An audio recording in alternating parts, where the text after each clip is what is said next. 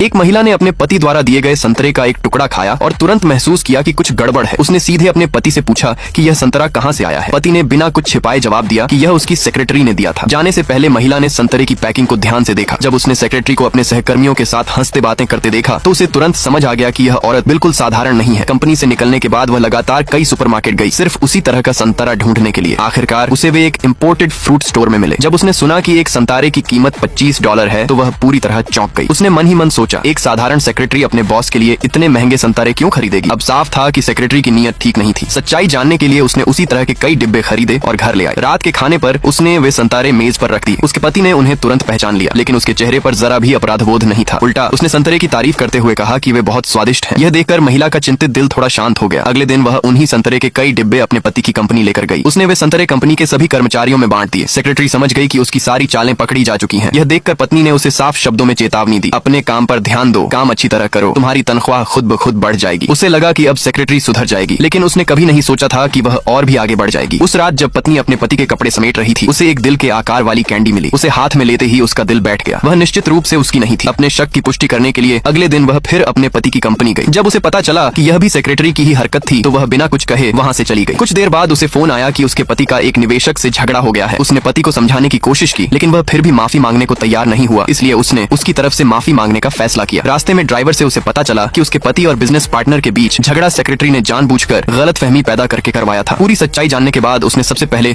उस समस्या को सुलझाया। फिर वह सीधे अपने पति की कंपनी पहुंची। उसने सेक्रेटरी को अच्छी खासी रकम देकर स्वेच्छा से इस्तीफा देने के लिए कहा, लेकिन हैरानी की बात यह थी कि इस वजह से उसके पति ने उससे बहुत बड़ा झगड़ा कर लिया। महिला भी अपने पति से बेहद निराश हो चुकी थी, लेकिन कंपनी की खातिर उसे खुद को झुकाकर उसे खुश रखना पड़ा। उसके पति को लगता था कि उसकी पत्नी पूरी तरह उसके नियंत्रण में है, लेकिन उसे क्या पता था कि उसकी पत्नी पहले ही उसे छोड़ने का फैसला कर चुकी थी।